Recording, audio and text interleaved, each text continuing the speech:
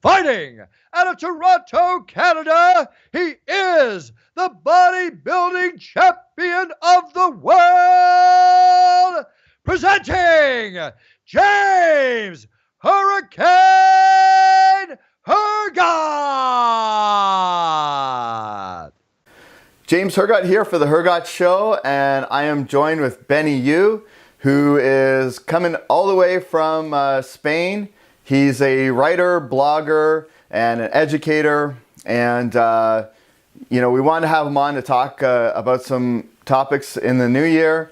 And he's originally from Canada, but joining you all the way from Spain. Welcome, Benny. How's it going, Benny? Thanks for having me, man. I'm amazing, dude. I've actually been over here in Madrid for the last couple of days celebrating New Year's with a close friend. I don't live here right now. I live all the way up in the north, in a medium-sized city, about 200,000 people. But it gets lonely up there sometimes. So I figured what better way to ring in the new year with a best friend over here. I lived in Madrid before moving up north. And it's been amazing. It's been amazing. I miss the city a lot. Madrid has a nice charm to it. Have you ever been? I've never been to Spain. I've been to Europe, but Spain would definitely be on my list. I know that it's beautiful, and I know a lot of guys from the UK and stuff like that. That's their like destination of choice, or they'll have like summer homes and stuff like that there. So I hear it's beautiful. You nailed it. There's a massive, massive influx of Brits over here. I think it's just the climate. They all like to gather up in like little isolated communities, almost sometimes even isolating themselves from Spanish society. Some of them don't even bother learning the language. They just continue speaking English and all. It's a bit of like a notorious thing, like that Brit that never makes it past hola. But they're good people as well. I love the whole English banter thing, and I've run across a lot of them over here in Madrid. But yeah, it definitely is a hot spot for people from the UK. Although a little bit more complicated now with the whole Brexit thing, but we're going to see how that's going to play out in the next year or so. Interesting.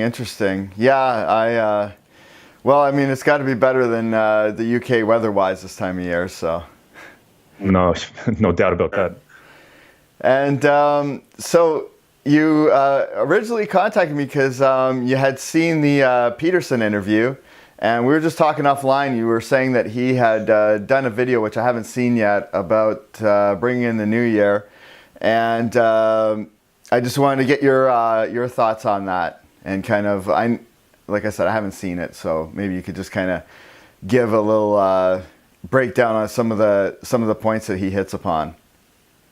Fair enough. Hard to do it justice, really. If I were to add a call to action for this video, other than plugging in my own website, of course, I would say go out and watch this video. He delivers it. First of all, he makes a bit of, he excuses himself almost in the beginning. He hasn't been in the best shape lately. You can kind of hear it in the tone of his voice. It's almost like a lot has been taken out of him. I'm not sure if it's been because of his recent situation, because he's been a bit under the spotlight for all the wrong reasons. Defending himself mercilessly from the onslaught of people that have been attacking him, attacking his views. For any of you viewers out there who are not familiar with Peterson or have any idea what I'm talking about, if you Google Jordan B Peterson, you'll run across a wealth of information about, he's a University of Toronto professor. He wrote an a renowned book called Maps of Meaning, which has been the summary of decades of research. He's incredibly well-read, incredibly articulate, and as I said, if I can add any call to action at the end of this video, it's go check out his work. Check out his appearance on the Joe Rogan podcast. Check out his appearance on the, was he on the Rubin Report? He was on the Rubin Report. And of course, yours very truly, check out his appearance on James Hergott's YouTube show as well. So back to your question. He delivered an extremely heartfelt New Year's message out to his followers on YouTube. It was, I believe, 20 minutes long or so. It was incredibly emotional. He even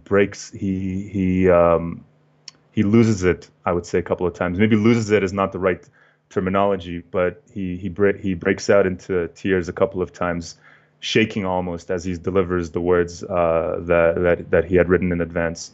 He usually makes impromptu videos, but he had to write down everything that he wanted to say for his address. The theme, the subject matter, it was a motivational, uplifting message. It came down to his essential points that, if you're familiar with his work, are worth repeating. Basically, fix yourself, take care of yourself before you try to change the world. We all have our own issues, our own baggage, our own problems that we subconsciously impose onto others. Take care of that. He has a self-authoring program which helps you unburden yourself from the shackles of your own troubles and pains. Fix yourself before you can fix the world. He talks a lot about biblical symbology, the divine man, how our recent war on traditional values with the rampant nature of feminism, third wave feminism, being so rampant and being so widespread in today's society. Perhaps there is merit in reverting back to certain traditional values. Perhaps child rearing is actually an important feature, a biological necessity that many women have to face in their life. And being a businesswoman, a career woman, does not necessarily always mix in with that biological imperative. And I mean, it's hard really to summarize what it was. It was laden with deep symbolism and metaphors. It was almost like an artistic address, not really black and white, explicit words that you should follow. If I were to say anything else, I'd probably be diluting his message. The best thing that you could do is watch it for yourself and truly feel his words transmitting themselves. And I'm sure anybody will be able to get something out of it. Yeah, he's a brilliant guy, and I've now finished watching 2 of his courses in full online, and I'll even listen to it while I'm at the gym and stuff, and it's so dense with information that I've learned a lot. Incredibly. Yeah. So brilliant guy for sure. And you sometimes even have to pause and rewind a little bit just to let what he just said absorb properly. He's an incredibly eloquent speaker, but yeah, you have to be almost kind of familiar with all. He draws upon a lot of classical writers, philosophers, psychologists to make his points, and sometimes you can kind of miss the message if you're not listening incredibly attentively to what he has to say. Yeah, and I'm honored that you enjoyed my conversation with him, and you were mentioning off air how you were surprised, I guess, what my image might be, from the bodybuilding world, that I would have Jordan on, and likewise that Jordan would have me on and stuff like that. So I wanted to kind of get your initial impression of that, and then if you have any questions for me about how that came together, I'll be happy to tell you. But it was actually somewhat life-changing for me doing that interview. So actually, that's probably the best question I could have asked you. How was it life-changing? What kind of impact has the interview left on you? And if at all, how have you been using the wisdom that you gained from your conversation with him in your daily life? Well, it goes everything from like interpersonal relationships to like an overall philosophy. Right.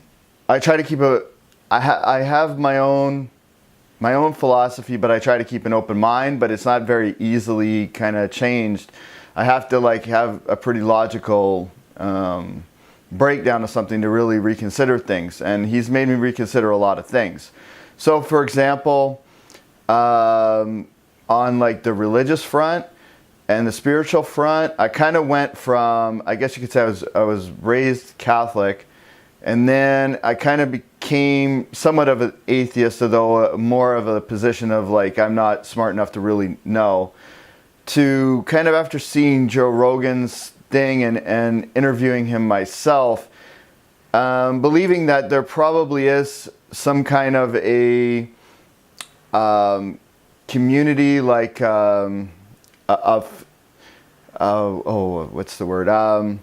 Collective, unconsciousness of some kind, and there probably is some merit to what he's saying about like harmony in the universe and harmony within ourselves, and all of that aspect. And I don't exactly understand it, but I more think of myself, I guess you could say, as a cog in the wheel of like a bigger picture of things, and that there is certainly kind of like some element beyond just the physical realm. And also listening to a lot of his lectures, understanding like how complex the human brain really is, and even it, like, I believe in science. I believe it was developed, scientifically. But even if you take that, the complexity, I mean, there's definitely something deeper to how that all came down. Like whether you want to say the universe or God, or you want to say that, there's some kind of collective unconsciousness, whatever there is, there's something there that I don't quite understand.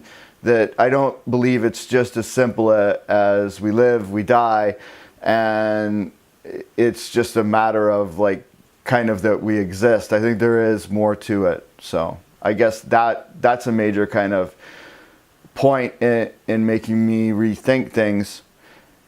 Also, I've always been, very much kind of a capitalist in my thought, very like uncommunistic.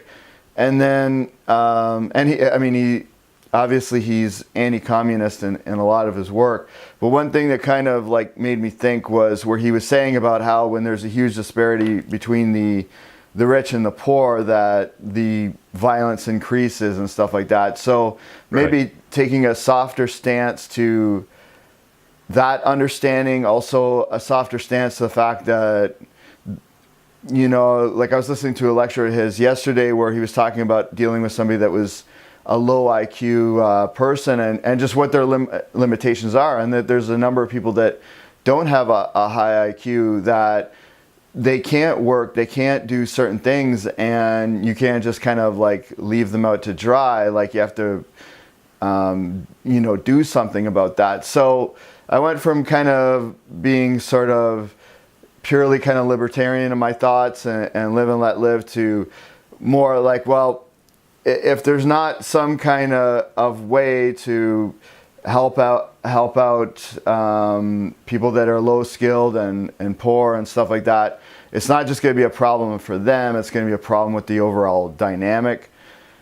A return to, I was already heading down this path, but I think that there should be a return to certain core family values and community values, and that we can't just live sort of a hedonistic life just for ourselves. We have to, I think there's actually more pleasure to be derived, and I think it's more virtuous to work together and to foster these relationships in our lives, things like that. So that would be kind of the cluster of things, I guess, that you would say that I was affected by.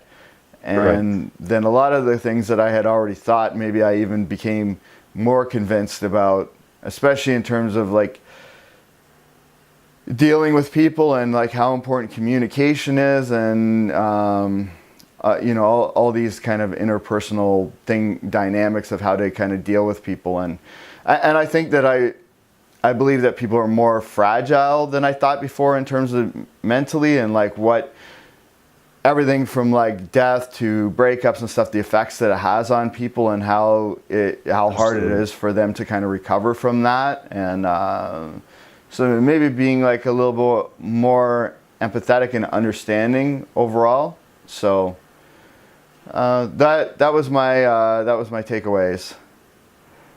Man, okay, so a lot all over the place. That's the brilliant thing listening to Peterson.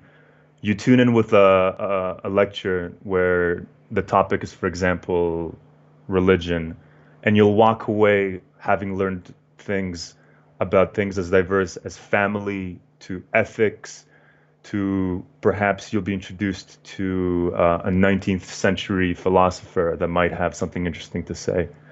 And I think a good educator is capable of doing something like that, is capable of linking and referencing various historical figures in a nicely meshed in a nicely meshed pie or in a nicely meshed cake that mixes together all these different historical ingredients and is able to present one good, wholesome picture, easily digestible, easily to understand, and especially easily to apply within your own life. He is something special, and I hope the man takes care of himself. As I said, he opened up his recent video expressing that he was feeling a little bit under the weather, and he's been having some sort of health problems. So I hope he doesn't compromise himself and takes some sort of a break or some sort of a vacation, because he does deserve one. Yeah, and and we'll get into this a little bit later, but with my health thing, like it kind of was an awakening for me, and he wasn't that well in my interview with him, and it almost makes you wonder, like, I can't speak for him, but certainly when I face like health situations, it makes you kind of reorganize the value of things.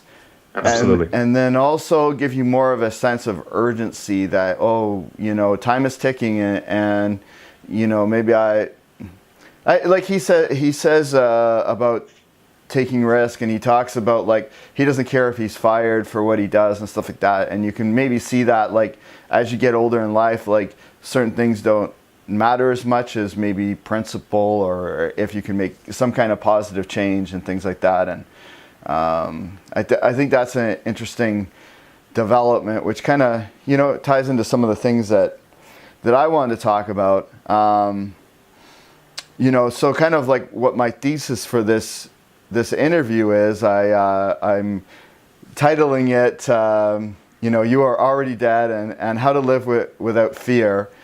And I have a number of reasons for that, but it does tie in with Peterson to a degree, because he touches upon this in my interview with him. But one thing that I was listening to that he said that also reinforced it is he kind of talked about like how DNA lives forever, like our DNA is passed down, and but we're mortal. So I kind of feel more that to look at things from like a long-term game of like setting things up for the next generation and things like that, and not just within your own kind of selfish world, but also like we're in a way a carrier for our DNA and for the period of time that we're here on Earth, but then there's going to be a time that transcends that, and kind of being comfortable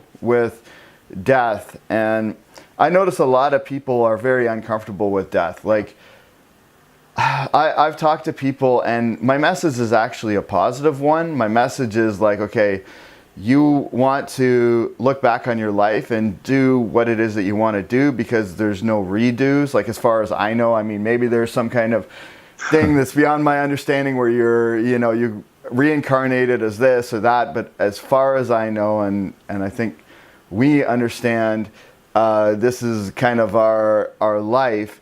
And it's really a precious gift. Like, it's kind of sad to me how much people complain about like the stupidest, most trivial things, and the access and opportunity they have now versus anybody 20 years ago, 100 years ago, a million years ago.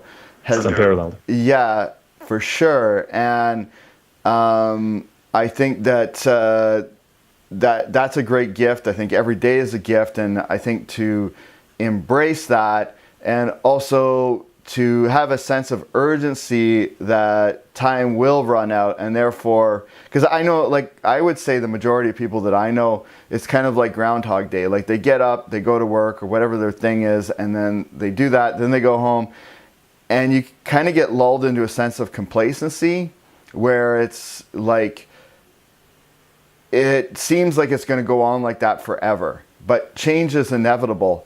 And it almost seems to me like sometimes people will go through like I've run into with what I do with the bodybuilding and stuff, and I have like a transformation show. Well, people will go through like a horrible divorce where they find out their husband's cheating on them with all kinds of things, and different women, and it's like they have this wake up moment where they're like, you know what, I'm going to start going to the gym, and I'm going to start doing this, and I'm going to make this change in my life. And same thing where like if you have a health scare and stuff like that.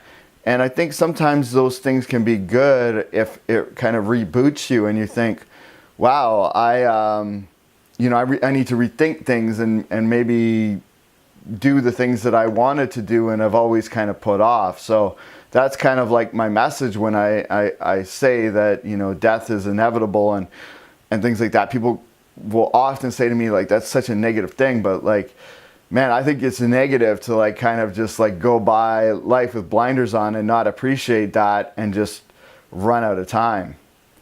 What do you think, Benny?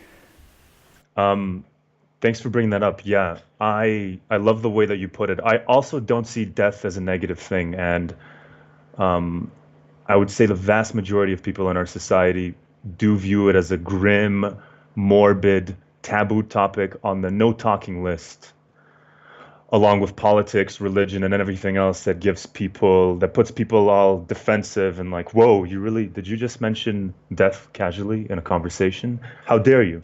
I do agree with you. I think death has a lot of good, positive, optimistic things to teach us. And sometimes we have to get struck by a very real reminder of our mortality, as you did with your accident a few years ago, which I would like you to mention actually in a couple of minutes, just to set a little bit of context for our conversation here about death. Why do I view death as a positive thing? I view death as a real reminder of a life that has an eventual expiry date, because it's incredibly easy to get lost in the trap of the daily grind and monotony and attending to your immediate needs, spending your weekend running various errands. And eventually, with the passage of time, as you and I both know, the older we get, the faster time runs out. Our perception of time changes as we get older. 1 year when you're 40 years old feels 10 times shorter than 1 year when you're 5 years old. And thus I view death as almost like the ultimate litmus test of a life well lived. You and I hopefully are going to make it to a ripe old age one day where we're reclining back on a comfortable chair and reflecting back upon all our accomplishments in our life, all our failures, our conquests, our triumphs, the people that we've met, the work that we've produced. We're probably not really going to remember our cubicle on the 12th floor in that air-conditioned, cozy office. That's probably not going to make much of an indent. And if it does, then you're probably not going to be super happy. So death to me is a reality. It's almost like a reality check, a kick in the ass, if you will, about my limited time on this floating rock here in outer space. And it encourages me to make important life decisions. It's the reason why, probably one of the reasons why I moved over here to Spain. It's the reason one of the reasons why I started making articles on my website. It's something permanent, something that I can make for an audience that has a lasting influence on people, something that can be shared actually after my time comes, after I pass away. It's a prioritization tool. What is important to you in your life? You can sit down and realize, one day I'm no longer going to be here. What is important to me, and how do I get there? Because imagine if we lived until the end of time, if infinity was a real concept and the average life expectancy for a human wasn't 80, it was infinite, or it was, let's say, like 1 million years. Would people really have that same nudging feeling in the back of their head to act? Would people really go out there, conquer their fears, try to grow as a person, try to get things accomplished? Probably not, right? Anyway, I do see death as a largely positive thing, and I think reframing it as such will do people wonders. And it shouldn't be something that should be avoided in conversation. It should be something that we should be as comfortable as talking about as, say, one's mortgage or what one had for breakfast the other day. Right. And, it kind of goes back to, again, like the political correctness and, speech. It seems to me that a lot of people these days, they're more offended by words than truth. And actually, somebody asked me the other day how I would feel if I could live, if I had the option to live forever, if I would do it. And I actually thought no. And the reason I say that is having a limitation forces you. Like if you just had forever, imagine the amount of procrastination you would have about doing anything. You would really never do anything because you would just be like, I can do that tomorrow. There's no rush or whatever. So I kind of like running out of time because I think it forces you to, I mean, hell, there's days when I have my best workouts in the gym because I only have an hour and I've got to go do something. So I really focus on it and put my energy into it. And it makes me think, damn, like, why can't I like train that hard every time, you know? And it's just kind of a reality that you have a sense of urgency, which can be good for you. And so I've come to this observation, and there's actually people out there where, like, if you say something that's like negative or regards to death or something like that, did they get mad at you? But then when somebody dies, then they're kind of like, they're like shell shocked. And I'm a little bit like the opposite. Like I'm the person that I'm like, okay, there's a storm coming. So when the storm hits, I'm not kind of like, oh my God. And I've noticed a lot of people, like when death and certain things happens, they're just like really shocked and they have a hard time dealing with it. And I think one of the reasons is because they put off dealing with it. And maybe it's because they're afraid of their own mortality and stuff like that.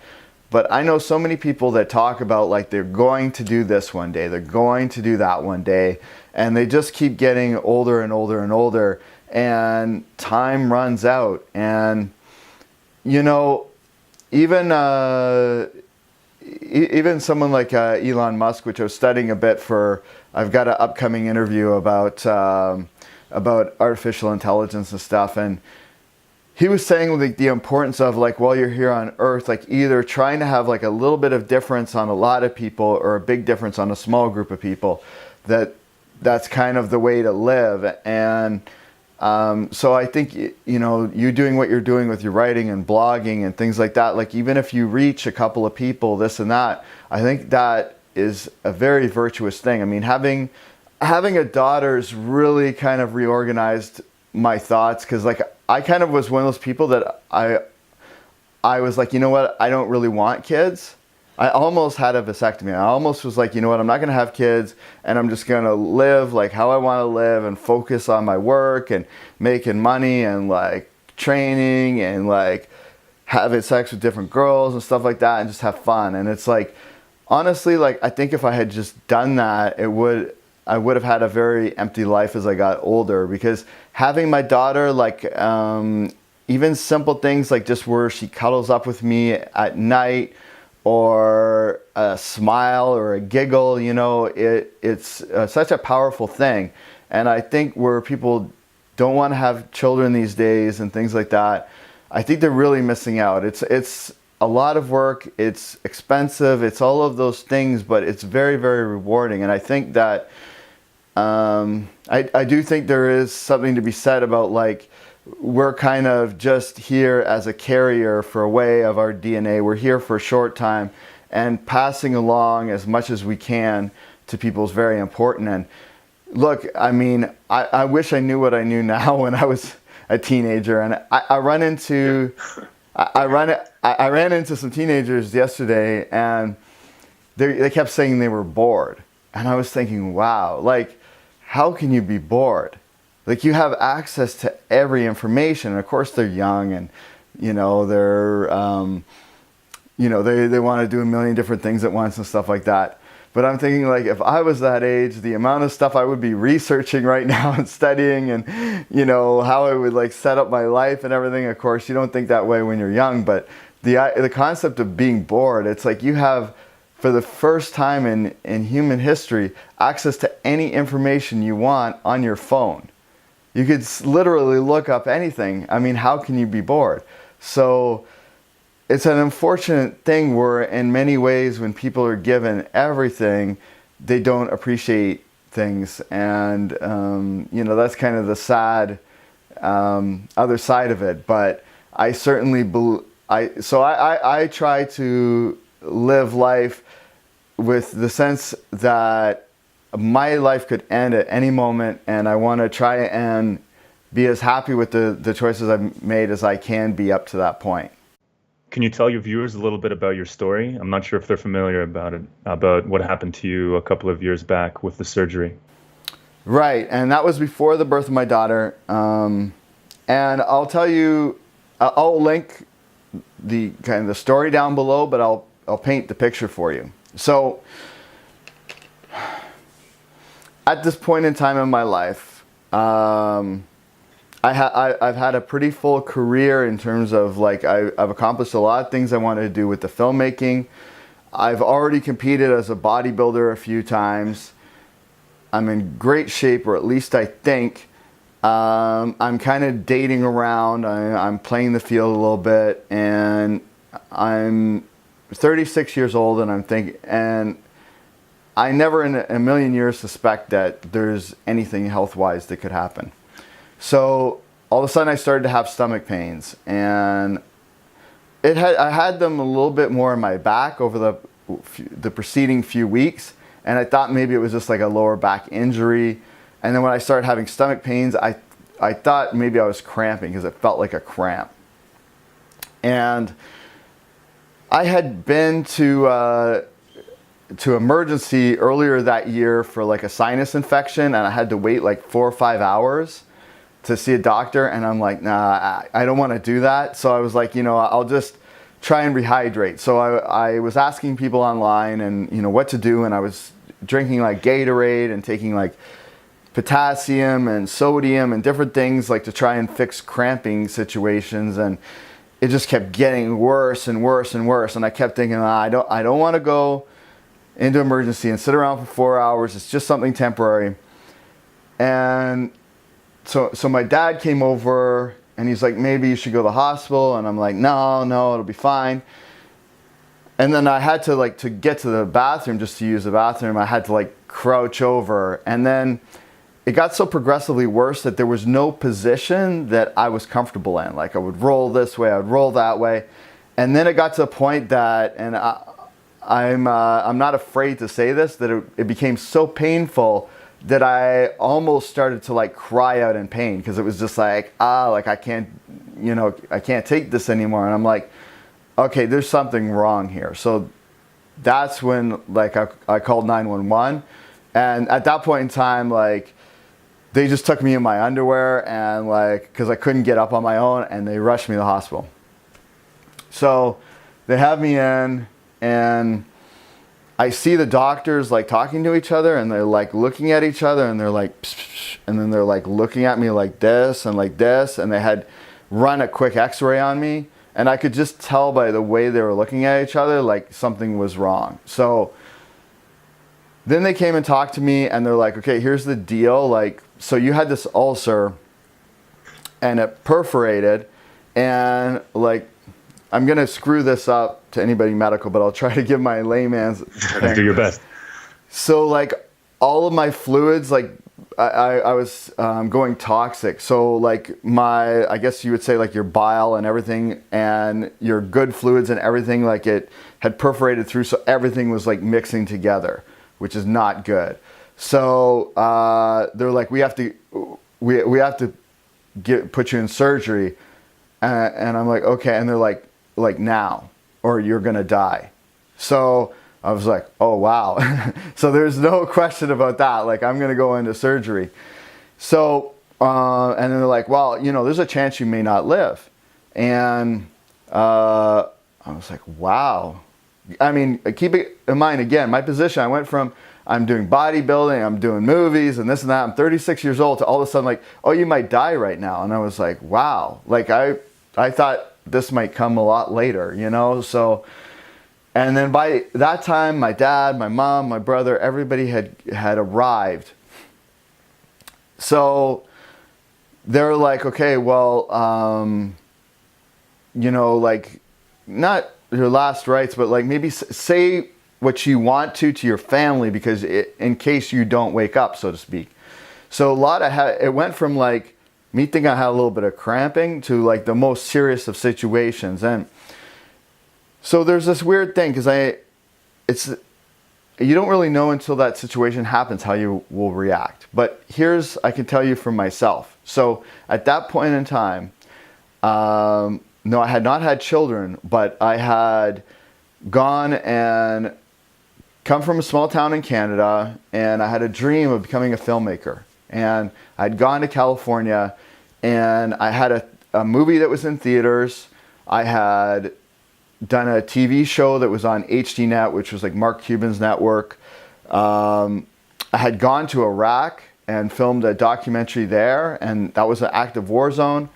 And then I came back to Canada and I did the documentary with George St. Pierre, and I had competed in bodybuilding. And I'm thinking to myself, okay, like when I was younger, when I was like 18 years old and I had these dreams of becoming a filmmaker and stuff like that, like a lot of people around me thought I was crazy. They said, oh, just go get like a regular 9-to-5 job, live like this, live like that. Sometimes even family members were like that. And I just had a certain personality where I was like, no, I'm going to do what I want to do. And don't get me wrong, like this wasn't easy. Like I had a lot of things that failed, a lot of projects that fell through, a lot of things and complications and hard times and stuff like that. But my point was that I had gone and seen a lot of things and done a lot of things. And I had come from, basically just a small town and went after those things. So when I was faced with this potential death, I thought to myself, you know what? Within what my talents are, I couldn't really have fit much more in that I wanted to fit in at this point in time. And I thought, so I don't have a choice whether I live or die at this point. What's going to happen is going to happen. So if it is my time and my card is pulled and I'm done, I am okay with that, because the things that I can't control is whether I live or die, but the things I can control is how I live. And up to that point in time, I did things on my terms. I had seen and lived, and I was happy with that. And that was a very weird feeling, because I never thought if I was going to face death that I would actually be like, again, I wasn't like excited about it or anything like that, but I was like, if I don't have a choice about this, at least I lived on my terms. And prior to that, one of the reasons I lived that way is I always thought, I don't want to be on my deathbed and think, what if, and live with that kind of regret.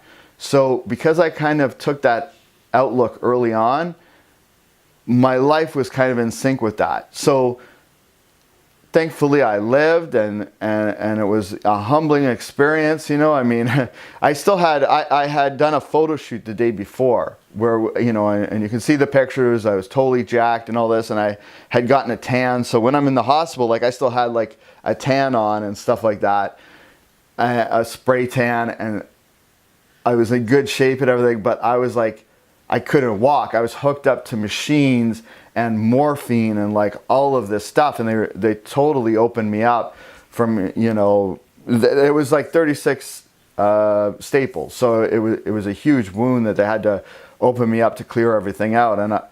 And it took like a couple of days before I could even start to try and walk and stuff. So I was like, wow, okay. Now my theory, I think, is correct, that you have to live life to your fullest. And then I was even more committed to that belief. So even doing things like having this conversation with you, doing this channel, everything, it's like, I'm going to do what I want to do and do something. I'm not going to just sit back and passively let life push me by, because death is inevitable. But the last thing I want to be is on my deathbed and be like, I wonder what would have happened if I had just taken this chance, or I had done that. And even if like all my stuff fails, even if it fails, I took that shot, and I know in my mind, hey, I tried to do this as a filmmaker, and I tried to do this within my life, and you know what, it didn't work out. I didn't have enough skills or knowledge at the time, but at least I saw firsthand.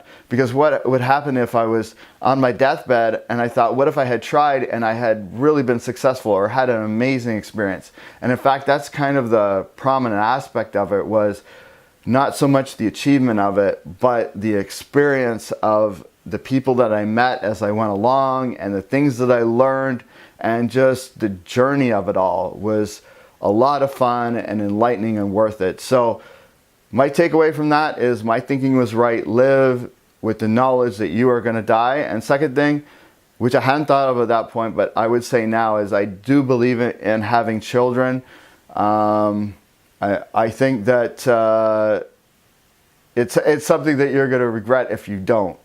I mean, maybe you're somebody that that's not your thing, and you can live and do whatever you want. But for me, certainly it's helped me grow as a person and see things. And like I'm going to take a trip in a couple days, and it used to be like I was the diva. Like I would bring all of my stuff that I needed, for my workouts and for this and that. And now it's like I have to bring like a car seat. I have to bring like her stuff and everything. It's like I'm going to have to like barely bring anything for myself. And it's a humbling but good experience because it forces you to grow. So yes, that's an epic rant, but obviously I'm passionate and I had gone through that experience, and I wanted to do it justice and share it fully with you.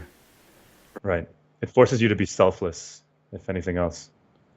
Now, yeah, man, regarding your story, thanks for sharing that, not just with me. I mean, I had a chance to read an article, which you should definitely link in the comment section of this YouTube video, but it was nice of you to share that out there with the world and everything that you learned along with it.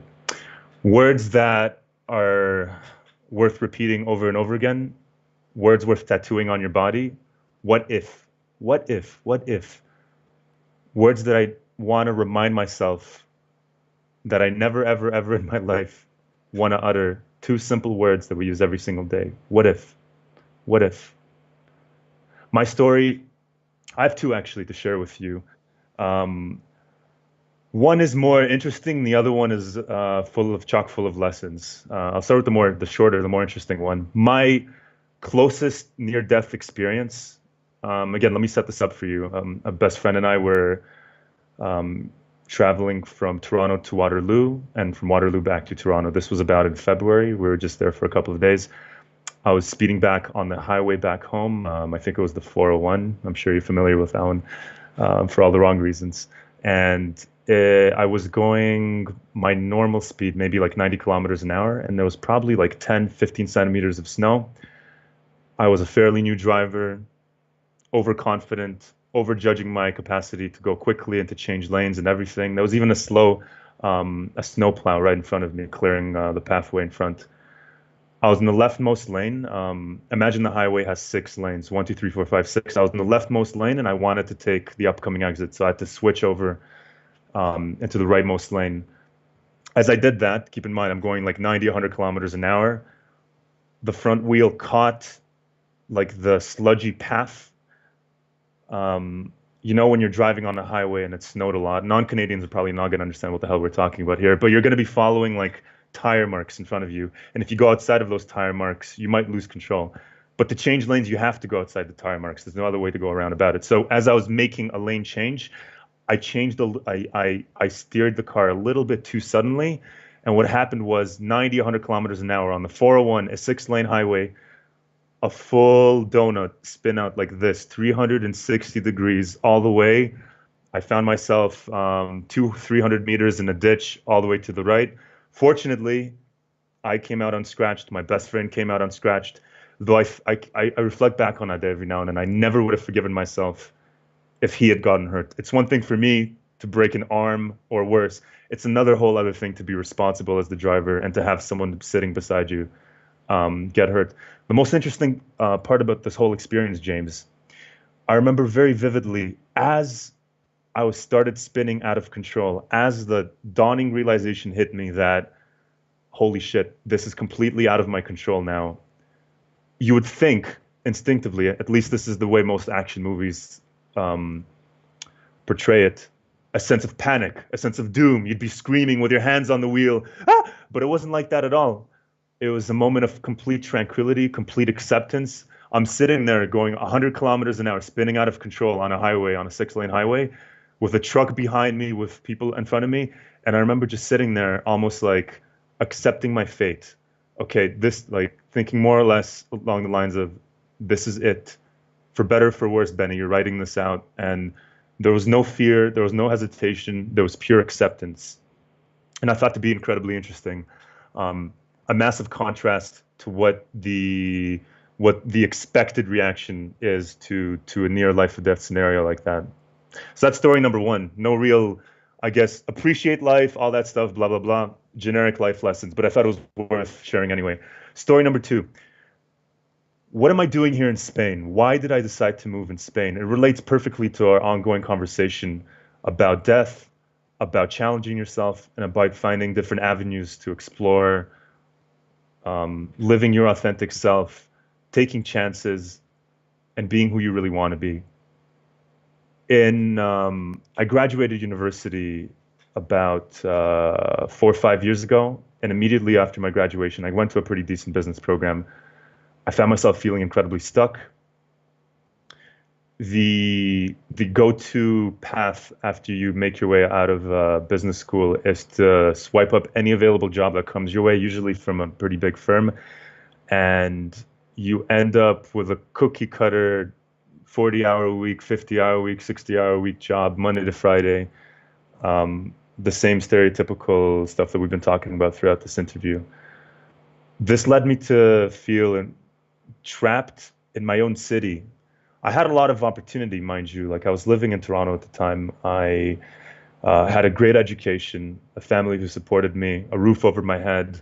I had all the comforts in the world, but I felt unfulfilled. I started envisioning myself all of a sudden at the age of retirement at 65, 45 years later, having been a loyal employee at some big nameless firm that I probably wouldn't care too much about, whose values obviously wouldn't align with mine. And I started to get this impending sense of doom and panic and futility. All of these things started overwhelming me to the point where I started becoming genuinely depressed. The topic of depression is probably better saved for another day. I could ramble on and on about it. But needless to say, I wasn't in a very good place. I met my ex-girlfriend about a year into my mental chaos, and she was wonderful and everything. But as any depressed person will tell you, or hell, anyone will tell you, you can't rely on others to fix your own mistakes. You got to sort yourself out, as Peterson says as well. You got to sort yourself out before you go out there, so you can present a more wholesome version of yourself to others. You cannot rely on others to fix your problems for you. So I continued being depressed even with her. I had an amazing woman in my life. I was very happy with my relationship, but I was incredibly, incredibly frustrated with my situation. She proposed the wild idea of moving to Spain, to which I initially thought, what in God's name am I going to be doing in Spain? That's so far away from home. It shattered my every preconception of everything that I've grown up to know, which was comfort, stability, predictability, routine, work, etc. But the more I contemplated the idea, the more it started making sense. The more I started thinking about it, I came to the realization that maybe coming to Spain is exactly what I need in my life. Maybe moving abroad without knowing a single soul in the city, not speaking the language, not having a job waiting for me, experiencing a new culture, living on a different continent, might just be the recipe to fix my depression and to fix my state of complete apathy living in Toronto. Anyway, to make a long story short, I'm still living here today. I moved in September of 2014, I believe. So yeah, so it's been some time that I've been here. The country has given me everything that I could have asked for and more. I've been able to battle my depression effectively. I've picked up a ton of new hobbies. I speak more languages than I ever have before. I started learning French here in Spain, rather than in Canada. I've been able to make a lot of lifelong friends. I've been able to travel within Europe, and I've never been happier, to tell you the truth. It gave me purpose, it gave me reason, and I think I was able to use the inertia of moving to another country to fix and address all the other problems in my life, health problems, depression problems, and it gave me the necessary motivation, the proverbial kick in the ass that I needed to get back on my feet and to start afresh. And I think a lot of people could probably benefit from moving abroad. And to any of you listeners out there, actually, who are fortunate enough to be born in a native English-speaking country, Canada, United States, America, New Zealand, Australia, Ireland, Scotland, there's a lot of you out there. If you find yourself in a oops, give me 1 second. I can't hear you anymore. I think I muted you by accident. Sorry about that. Can you hear me now? Okay, you'll have to edit that little section out. I urge you all, if you come from a native English-speaking country, do yourself a favor. If you have nothing to lose, pack a bag, move to Asia, move to Spain, move to Latin America, move to Southeast Asia. There are countries out there that are begging for you to come over there and to teach the next generation English. Worst case scenario, save yourself enough money for a plane ticket back home, restart, and you'll actually probably use all of that physically moving from place to place as inertia, as I said, as it'll allow you, when you make one change in your life, a big change in your life, it often gives you the motivation to continue. There's almost like the snowball effect. Any successful person will tell you this. It's really, really hard to be in a state of apathy and laziness and complete lack of utility to yourself or to society or to anyone else. It's really hard to make a change. But as soon as you make one change, there's like this aggregate effect, a snowball effect that happens over time. So once again, if you find yourself in a similar situation as to the one that I was living in, give it a shot. You never know, it might change your life. It changed mine, and there's no going back to me now. If I ever do move back to Canada, I will not be pursuing your typical corporate job. I've made it a personal goal to myself that I'll stay away from the cubicle, away from the ghastly, gloomy gray walls and artificial lighting that the majority of us have had to live through at some point in our life. So yeah, brother, that's a bit of a summary about my story, my message, and what I got out of my move coming here to Spain. Well, I think that's a great message, and I'm glad that you shared that because, I believe that stepping outside your comfort zone in any capacity can be very good for you. It kind of, people want to feel safe, and it goes back to, again, look, I think if you accept the fact that there is no security, like if you accept that death is inevitable, then you realize that you could play things as safe as you want. You can live within a bubble within your house, and still you're going to die one day. So that should give you kind of a certain freedom to take chances and to explore. And you talk about moving abroad, and I think that it's not just that. There's other things you could do. So, for example, when I was like about 21 years old, I met a businessman who was very successful. He was a successful realtor in Newmarket, who also he bought a lot of properties and stuff like that and became a multi-millionaire. And he said to me, that the key thing for him was that he moved out to Vancouver, and he didn't have any ties and he didn't have any money.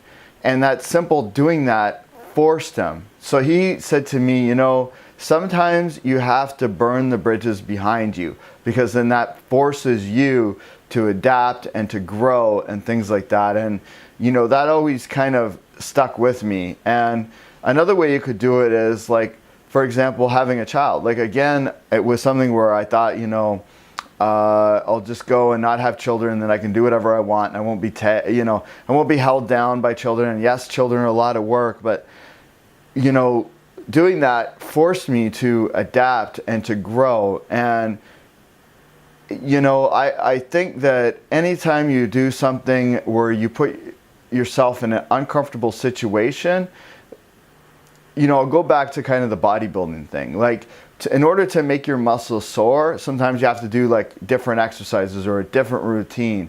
And if you're just doing the same routine, then you'll kind of like plateau, right? So I think it's the same thing for life. Like, you change things up, guess what? All of a sudden you're forced to grow and forced to do different things. So, it may seem illogical, but I think there's actually a lot of logic in maybe suddenly taking these chances. And hell, I think a great time to do it too, a great time is any time, but a great time is if you do go through a bad divorce, or you go through where you get, fired from your job, or you're downsized. And, there's this myth out there that there's security in general. So for example, when I first got into filmmaking and stuff, my mom, who was like a teacher, she's like, well, why don't you do something safe and secure, like go work for GM or get like a factory job or go do like this and that.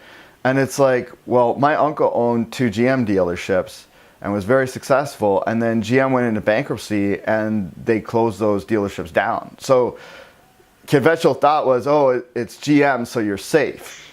And it's not like that. I mean, I just read this thing, and I'm going to be touching upon this in a future interview I'm doing. But so Google and Uber and all these people are coming up with the driving cars for trucks, driving trucks, and they're talking within like a few years, like 5, something like that, that almost every major truck driving job and delivery driving job will be taken over by cars that, or trucks that could drive themselves. And people might think like, oh, no way. But like they actually have a pilot program. I think it's in Cincinnati or something like that. And they have the trucks going around and they're able to do it. And there's a company, I think in Silicon Valley, that they're able to retrofit a truck for $30,000 per truck to be able to be self-driving. So when you consider the cost of that versus paying somebody, it's a one-time fee. And that price is just going to come down. So they're saying there's like 3 million jobs that are going to be replaced by this technology. And you know, people kind of like have their head in the sand about stuff like this, like they'll live in denial. But my understanding is that technology, if you look at how fast it's come in the last 100 years, it's going to come even faster. So like, for example, my line of work, I've had to adapt because my first movie, and actually first couple movies, they were in like Blockbuster and things like that. And that was like a revenue stream. And now Blockbuster no longer exists. And I've had people say to me, like, I knew a guy that he ran a magazine, and I kid you not, people were telling him like, well, you need to start having an online presence. And he says, oh, the internet, he's like, that's just a fad, you know? And right. You see people and they live in denial about these things, but it's like, imagine if you're a truck driver and suddenly in 3 years you're replaced by that, okay? Now all of a sudden you have to rethink things, and you were told your entire life, if you become a truck driver, that's a safe job. Nobody's ever going to be able to replace that. Nobody's ever going to be able, there's not a robot or computer that could drive and navigate streets. And that technology just came upon us like that. And they're further predicting that within 30 years, that half of the jobs that are out there will be replaced by robots or artificial intelligence. So when you think about that, you know, again, you're thinking, oh, I'm safe because I've got this or that kind of job. Really, you're not. And outside of the fact that, you know, you may not live past tomorrow, there's other things that may, you know, you could be shocked where, you know, another kind of random story I'll just throw out there is I knew this couple, and so they were married 30 years. Because like I'll start dating a girl and she'll say, well, you know, I want to wait till I feel safe with you, or I want to, they're like trying to look for security. And like you could trust your instincts and your gut for security, but time is not a relevant thing to security. So I knew this couple, and married 30 years, and you thought they were the perfect couple. It ended up being that the guy was gay, and he was going down to downtown Toronto and having these sexual liaisons with men throughout the entire relationship. And it wasn't found out to 30 years in. So imagine like the emotional impact of being hit by that as like the wife. And, you know, talking about Peterson again, he talks about this, like people when they face with something like that, like it really wrecks their mindset, because it destroys what they think of today and what they think of humans and what they think of themselves and their perception of the world and and the future. And it's like, it's okay, like things happen and you have to learn and you have to adapt. I mean, Darwin said it best. He said, it's not the strongest or the smartest or the fastest animal that survives. It's the one that's able to adapt. So if you're hit with something that's like hard in life, think of it as an opportunity to change, an opportunity to grow, and go in a totally different direction. I mean, worst case scenario, you took a chance, you went somewhere else, you did something else, and it didn't work out, but you learned something from that, and then you can readjust and go somewhere else. But I think this idea that there's some kind of perceived security is a real false thing. And another thing I want to say is, I think it's Les Brown that said this, but because it was in a montage, so I'm not sure who exactly said it, but it stuck with me. And it said that the best ideas are in the graveyard. He said, you know, that's where the best inventions, the most creative ideas, the best songs, because people just didn't have the courage or never took the chance to see those things through. And that always hit me. Imagine, you know, you could have invented something great or created something great, and it went to the graveyard. And that not only does you a disservice, but mankind a disservice. Right. The best thing you could probably do for yourself is take a stroll down to your local graveyard, walk around there, and take in the fact that although all of us had unique, different, rich, interesting lives, we were born to different conditions. We had different parents. We had different experiences, different formative experiences. We all end up in the same patch of dirt at the end of the day with a 20-inch monograde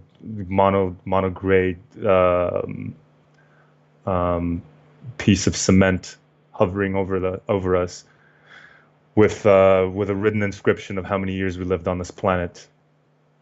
So, yeah, man, to your point, quite literally walking around in a graveyard, you'll see. I do that every now and then when I travel. Actually, I've made it a point to.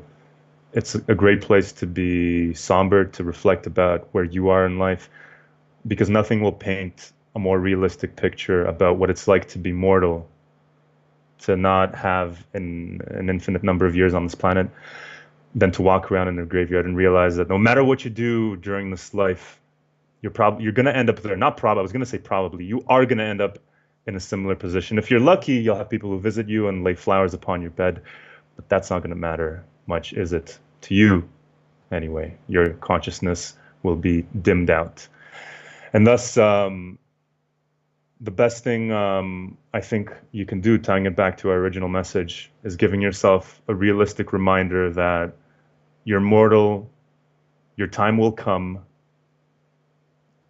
Use that knowledge to drive yourself, to find the motivation to change your circumstances. And even if you fail, at least you tried. Failure actually usually provides the best learning. You forget your biggest failures in life more than you do your biggest accomplishments. So failure is a worthwhile thing. At the very least, you tried. One of the worst feelings, I imagine, is making it to an old age and having the realization that your potential was not fulfilled. You could have done more.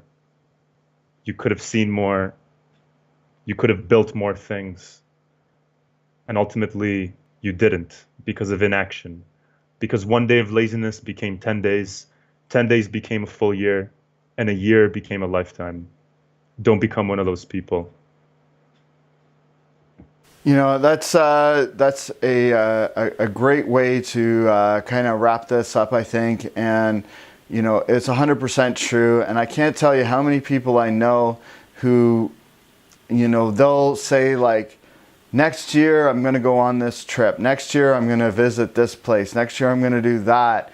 And it's like time ticks on. And, you know, I understand. I mean, people are afraid and they're, you know, what if this happens and what if that happens? And, you know, it's a very kind of sad thing and I think a short-sighted way to look at life. So my one takeaway from this is like, try to visualize yourself that you're on your deathbed, you're in a hospital, and, you know, they tell you like you don't have much time left or whatever, and you think back in your life, what is it that you want to do? What is it you want to achieve? What is it that you wish you had done and that you think to yourself, man, it's too late now, I screwed up, I should have done that. And write those things down, and do like the self-authoring program and stuff like that. Like writing things down is great, but write those things down, and then go and do those things. And then that way, no matter what happens, like you'll say, well, I tried that, I did that, I saw that. I mean, I can't tell you how many people here in Canada, and I'm sure you can relate, Benny, but they've said to me like they've never been outside of Canada. And that's mind-blowing to me. And people that have not traveled somewhere else, like every place is completely different, like different culture, different everything. And like, it really provides a different perspective on well, how well you have it. It gives you a different perspective on like how like there's not just one way to think about things. And I think traveling is a very important thing. And if you haven't gone outside and traveled to some other countries and seen how other people live and seen some other societies and stuff, you're doing yourself a huge disservice. Absolutely agree. It's only by comparing my current situation to those in less fortunate countries. I traveled extensively in the Balkan region, for example, Eastern Europe, a place where the average salary, the average household income is markedly less than here in Spain, and definitely way less than it is in Canada. And it's only by comparing myself and my situation to those living over there to see how little they have in comparison to the average Westerner, to the average North American, that I'm able to have moments of humility, moments of deep reflection, moments of deep gratitude for the opportunities that I was given in my own life. And you know what? It also gives you a little bit of inspiration as well. Hopefully, as you continue growing, becoming a more actualized man in this world, and you'll be able to give back in one way or another, whether it's through information, as you and I are, myself in written format, yourself in video format. You are effectively reaching people and having them change their perspective for the better. Or whether it's through financial means, if you are someone who's privy to a lot of money and is able to give back to a worthy cause. Effective altruism is worth looking into, by the way, if that's your thing, if you have some money lying around so you can donate to the most effective charity out there. Or whether it's giving back just by having simple conversations like the ones that you and I are having with people that care to you, that matter to you in your life, and motivating them to go out there and take action, motivating them to change their circumstance, and motivating them to improve their life, then you're making a change. Because the more people out there, the more lives that we're able to improve, the less suffering we have on this planet. And the less suffering we have on this planet, the better we are overall as a human species. So yeah, James, thanks for your final words, and I do appreciate you and your time, and I do want to express a lot of gratitude for giving me an opportunity to speak with you here today. I've enjoyed my time here with you a lot. For sure, Benny, and this video is kind of a testament to everything we're saying, because by me doing the Peterson interview, which you saw, that's how you and I connected. And that's right. So now I have a new friend, and I'm thankful for that. And that's the thing, man, when you put stuff out there in the universe and you take chances, it may not work out the way you exactly think, but then you may, to me it's like a little bit like playing Monopoly. You know how there's like the chance cards, and you might like go directly to jail, or you may get 200,000. Anytime you put yourself out there, something negative or something positive could happen. You just don't know what's going to happen, but at least something will happen. You will create a momentum, and you will create an energy that will propel you forward, and I think that's a very virtuous thing. And there's a lot of talk with people of like the top 1% and that kind of envy and stuff. The reality is, like, if you live in a Western civilization, like, you're in the 1%. First of all, the 1% economically and health-wise in the entire world, but also like way beyond the 1% of everybody that's ever existed in history. So forget about like somebody that's a billionaire or this and that. Like, you are really privileged. You could go down, like, hell, even when I don't know your age, but I'm 40, and when I was a kid, like, there was no internet. there was, you could go down the library and try to get information. I can go on my phone right now and Google anything and learn anything. I can listen to Peterson's interviews and other professors and not pay tuition to go to school and be in the comfort of my home or be at the gym or be brushing my teeth or whatever and be listening to some of the greatest minds that are out there. Just imagine the opportunity that you have. Like, there's no excuse not to utilize that and try to make yourself a better person, physically, mentally, as a person, doing something like self-authoring where you're working on yourself.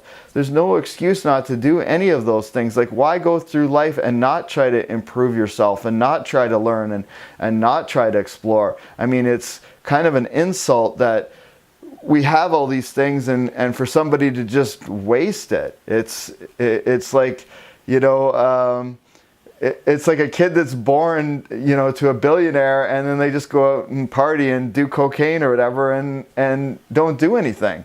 That to me is a horrible existence and a complete waste of time and your opportunity. So in many ways, you are that, son of a rich kid in a way. You're a product of Western civilization and all the hard work that people have done. And man, like the great minds in everything from engineering to psychology to philosophy to education to everything that has brought, the written word and the spoken word and all these knowledges to you that you can extract and choose what you want. I mean, you really are privileged, I think, and take advantage of that. To me, I'm kind of, if there's one thing I'm kind of sad with myself is, like, I always think, man, like I should be able to do more. Like, I have, so much at my fingertips. Why can't I do more?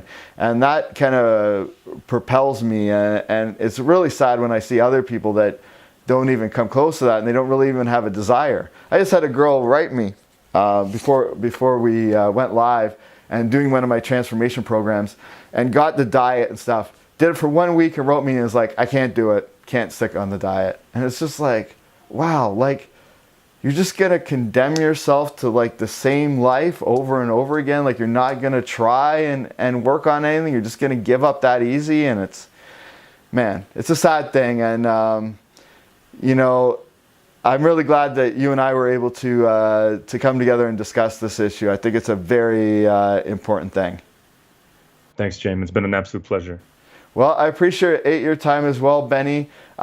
Please give out your website, how to find. You've had some blogs that you've done that have gained some popularity and stuff like that, and you're a really good writer and thinker and stuff. So I want to encourage people to search you out and find your work, and I'll put all those links down below. But I want you to also vocalize that in case anybody's just listening in the background or what have you.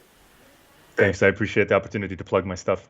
You can find my main website, the one I'm definitely the most proud of, onelobotomyplease.com. If you Google those 3 words, one lobotomy, please, you'll find it. If you want to connect to me, I have an About Me page. So that would be about.me/Benny.U. There's some relevant links over there, I believe, to a Twitter, a Facebook, to my website as well. You can also find me on LinkedIn if you feel like extending a professional hand forward, though I doubt the majority of you will. And yeah, those would probably be the best ways to contact me. If any of you are interested in having a further conversation or have any comments about any of the writing that I've done on my website, I'd be more than happy to reply and to start a conversation with you. So yeah, thanks, James.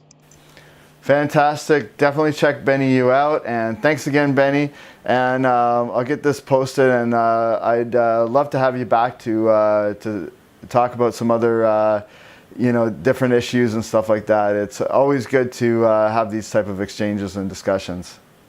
Ditto. Maybe we can have another back and forth via email, discuss another couple of potential topics, and I'd love to be back another day. For sure. Next time I have to come to Spain. I have to see Spain, obviously. Man, anytime. I don't know if I'd be able to host your daughter comfortably, but you have a mattress with your name on it in my house. Thank you, my friend. And you're from Canada, but I'll extend the same thing anyways. Right on, man. I don't know if I usually visit back every single summer for 4 or 5 weeks. Yeah, maybe I could catch you for a beer or something. I'll be around around August. Yeah, most likely. So I'll hit you up. All right. Well, I would love that. My birthday is in August, so we can celebrate me turning the old age of 41. Right on, brother. Sounds good. All right. Peace out, and thanks again. You're welcome, man. Take care.